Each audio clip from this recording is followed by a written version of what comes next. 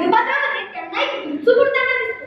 त्या विंचवाला वाचवण्यासाठी साधू त्याला आपल्या तळ्यात टाकले. विंचवाने नांगी मारली. साधूने हात झटकले. तो विंचू पाण्यामध्ये पडला आणि बुडू लागला. पुन्हा एकदा त्या विंचवाला वाचवण्यासाठी साधूने हात पुढे केला. विंचवाने पुन्हा नांगी मारली. साधूने हात झटकले. तो विंचू पुन्हा पाण्यामध्ये पडला आणि बुडू लागला. तिसऱ्या वेळेला त्या विंचवाला वाचवण्यासाठी साधूने हात पुढे केला. त्यावेळी त्यांचा एक शिष्य त्यांच्याकडे धावत आला आणि म्हणू लागला, महाराज, तुम्ही त्याला 2 वेळा वाचवायचा प्रयत्न केला, पण त्याने तुम्हाला नांगी मारली. तुम्ही आता त्याला वाचवू नका, त्याला मरू द्या. त्यावेळी त्या साधूने दिलेलं उत्तर फार वास्तविक आहे. नांगी मारणे हा त्या विंचवाचा धर्म आहे. तो मरतोय तरी त्याचा धर्म सोडत नाही. मग फुटणाऱ्याला वाचवणे हा माझ्यातला माणुसकी धर्म आहे. तो तरी मी का सोडावा? परंतु आज प्राणीमात्रावरच काय, माणूस माणसावरही प्रेम करायला विसरू लागलाय. अशा वेळी साऱ्या कवितेच्या ओळी होतात. खरा तो एकच धर्म जगाला प्रेम करतो.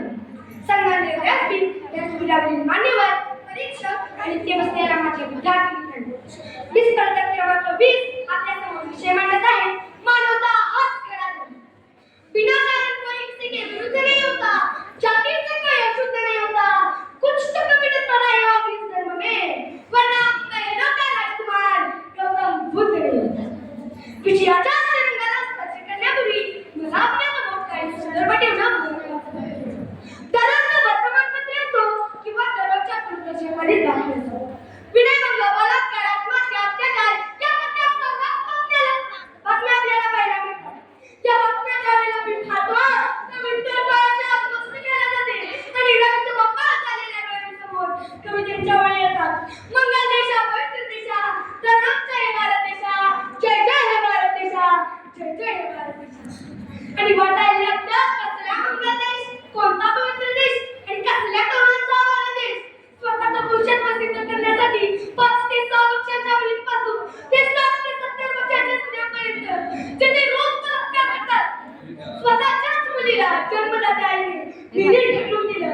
ही बातमी कानावर येते त्यावेळी मन सुन्न होतं आणि आठवतं ज्या मातीचं पण जन्माला आलं त्या मातीत मुख्या जनावरांना पाणी पाजणारे संत नामदेव, वृक्षवेली नक्की सोयरे म्हणून रंजल्या गाजलेला आपली म्हणणारे संत तुकाराम, चातुर महात्म्याने येणार सांगलं त्यांनी लोकांना एकत्र करून मानवतेची स्थान घेतली.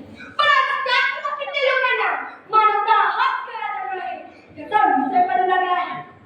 मग मला प्रश्न पडतो की धर्मासाठी माणूस की माणसासाठी धर्म?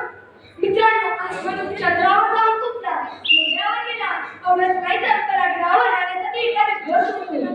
पण याच माणसाला आपल्या ठिकाणी कोण राहतंय हे देखील माहीत नसलं. त्याला काय म्हणायचं? मग खरंच माणूस प्रगती करतोय की मानवता धर्माची अधोगती करतोय? हा प्रश्न नकळत पडतो. धर्म म्हणजे काय? व्यापाराचा व्यापार धर्म, राजकारणाचा राज्यधर्म, शिक्षकाचा शिक्षक धर्म, सैनिकाचा सैनिक धर्म. एवढंच नाही तर जाणे हा अग्नीचा धर्म आहे, जमणे हा पाण्याचा धर्म आहे, खाणे हा वाऱ्याचा धर्म आहे, तर फुलणे हा फुलाचा धर्म आहे. धर्म म्हणजे मोठ्याची रास नव्हे, माणसाची विलास नव्हे, सोहळ्याची आरास नव्हे.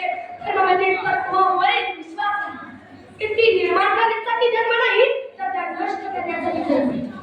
हातातून फेकलेला रकाब 50 फूट दूर जातो, बंदुकीतून निघाली गोळी 1000 फूट दूर जाते. पण एका गरीबाला दिलेला बाटलीचा तुकडा त्या स्वर्गाच्या दारापर्यंत घेऊन जातो. जगता मी एवढंच म्हणेन, कोणा हराच साऱ्या माणूस शोधतो मी, गर्दीत माणसाच्या माणूस शोधतो मी. ही धर्म केवळ गुंडून